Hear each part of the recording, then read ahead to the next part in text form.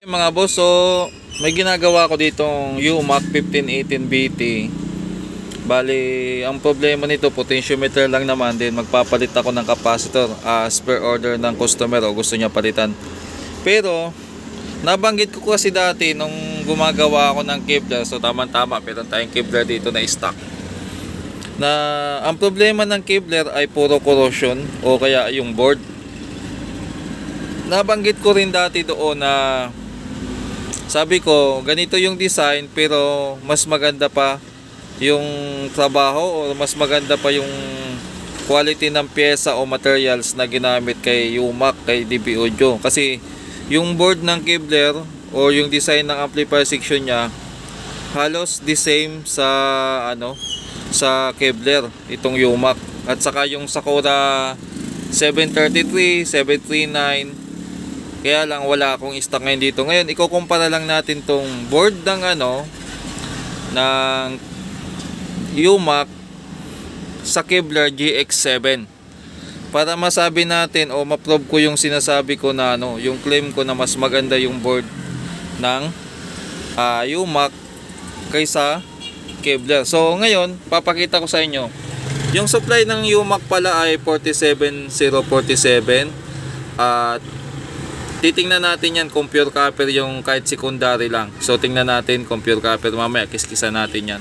So yung manufacturing date dito ay December 16, 2017. So ayan, 47047 yung supply nya. Ito naman yung board, since 2017 yung board na to. Tingnan natin. So mapapansin nyo mga boss, malinis yung board, wala pang ang signs of hinang. At kung titingnan nyo, wala ka mapapansin dyan na nag-corroded yung pinaka-circuitry nya. Tingnan naman natin yung pyesa nya. Ito yung pyesa ng UMAC. Kung mapapansin nyo, yung sa UMAC, actually yung ginamit pala ng transistor, malaki. Pipicturean ko to for reference pala. So yung mga pyesa nya, halos same lang din naman, pero magkaiba kasi lang ginamit na transistor kasi malalaki. 647 imbis na 2240 ang kinabit, ang nakalagay dyan ay, zoom natin, make it clear, yan, 2383 yung nakalagay kabilaan. So yung design mga boss ng board na to ay kaparehas din sa Kevlar. Ang isa lang naman kasi ditong pangit sa sa UMAC o sa mga DB Audio kasi kinakalawang yung mga pyesa, pero this time walang kalawang. Isa pa sa mga ayaw na manggagawa dito yung mga excessive na pandikit na nilalagay nila. Yan, mayroong mga pandikit. Yan, misa mahirap kalasin. Yan, meron siyang o kaya buti nga hindi na to rugby, kasi dati pag rugby talagang kinakalawang. Yan, ngayon pull out natin tong si GX7 na Kevlar.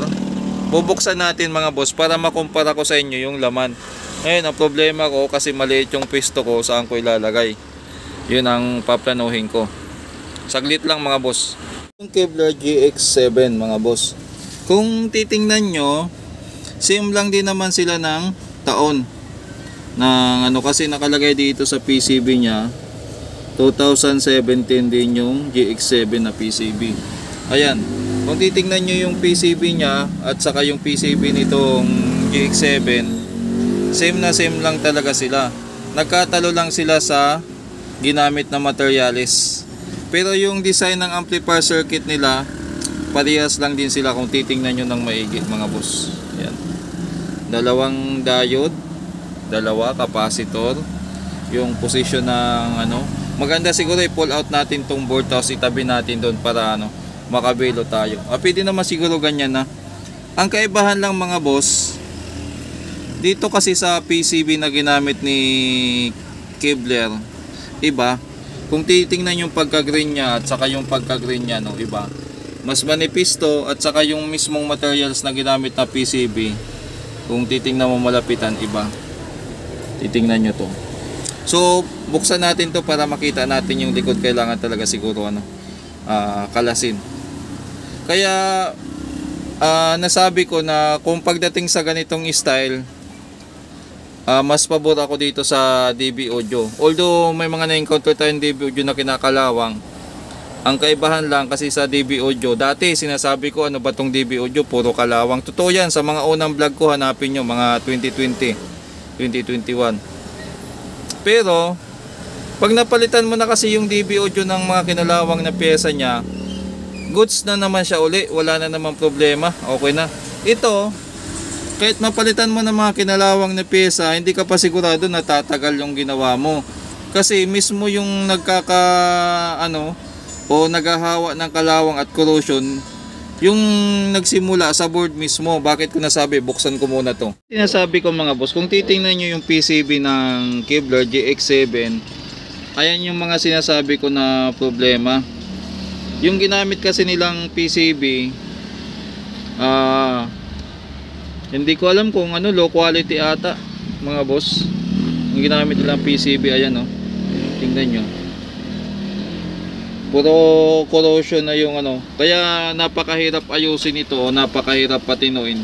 Kahit anong kaskas mo dyan, pabalik-balik yan eh, bumabalik at bumabalik yan. Tingnan nyo sa ano, sa board ng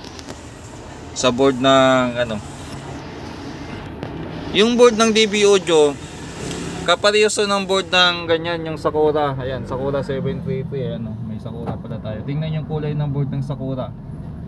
Yan. Ito ay Sakura 733. So, hindi pa ay naaasikaso ng may-ari. Ayan, tingnan yung board ng Sakura at saka yung board ng DB Audio. Magkapareho sila, di ba? Tingnan niyo yung board ng Kevlar. So dito, yari na naman tayo. Masasabihan, ba't ko sinasiraan yung Kevlar? Hindi ko po sisiraan. Sinasabi ko lang po yung totoo. Na ano, may mga vlog ako na bagong-bago lang yung unit, nagkakaganito na agad. So hindi ko alam kung anong gagawin dito ng Kevlar. Siguro maganda kung ma-address to ng Kevlar tapos gumawa sila ng panibago. Kasi technically mga boss, yung Kevlar GX7, maganda naman talaga ang tunog niya, malakas. Maraming nakakagustuhan dito sa Kevlar. At saka sa price niya kasi, medyo mababa din. Sulit na sulit talaga sa mga buyer. Ang naka-problema lang talaga dito sa Kevlar nga, problema talaga sa technician kapag nasira na kasi nagiging ganito na. Siyempre, yung mga buyer natin, hindi naman nila alam yan kung anong laman. Kasi hindi naman nila kukut-kutin yan, o kumbaga hindi naman sila aware dyan. Ang mahalaga sa kanila, magandang tunog, malakas, okay yun sa kanila. Pero pagdating dito sa mga piyesa-piyesa na, simple, technician na nakakaalam dyan. So kung mapapansin nyo, kung ang board sana na ginamit ng Kevlar GX7 ganitong klase at saka yung sa Sakura, naku po, napakaganda nitong Kevlar. Kasi isa talaga sa gusto ko dito, bukod sa sana mapalitan to ng aluminum, katulad nito aluminum, kasi kinakalawang mga boss oh. Napakasimple kasi ng mukha niya. Ako kasi mas simple ang mukha, mas gusto ko yung amplifier. Dito lang talaga na discourage kasi yung PCB nga na ginamit nila. Kung ang PCB na ginamit nitong Kevlar ay katulad nitong sa DB Audio at saka sa Sakura, napakaganda. Tingnan niyo yung PCB ng DB Audio. So pareho sila 2017. Pero tingnan mo tong yung board niya na ginamit. Lamog na at yung heatsink pala mga boss oh. Yung heatsink pala nila manipis tong sa tanggalin natin tong, tingnan nyo yung heatsink, ayan oh. Yan, makapal yung heatsink ng DB Audio kumpara dito sa Kevlar. Yan. So dito sa Kevlar talaga, ang problema lang niya PCB at saka yung transformer niya kasi aluminum. Ang supply pala mga boss ng nandito. Ang supply ng Kevlar ay GX7 ay 45045. Sa naman 47, mataas ang 2 volts yung So tingnan natin si Kevlar kung pure copper. So kahit isa lang, magbalat tayo dito ng isa. Hindi bias to ha mga boss ha. Ni-review natin ng tama. Ayan, actual natin kakakasin.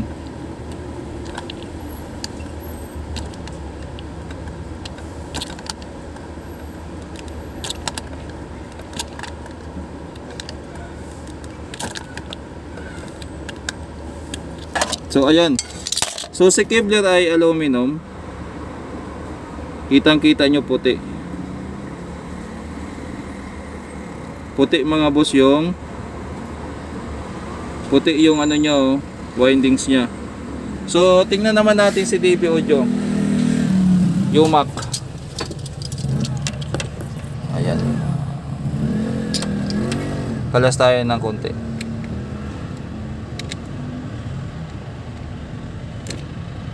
Ay dilaw mga boss. So kayo Mac,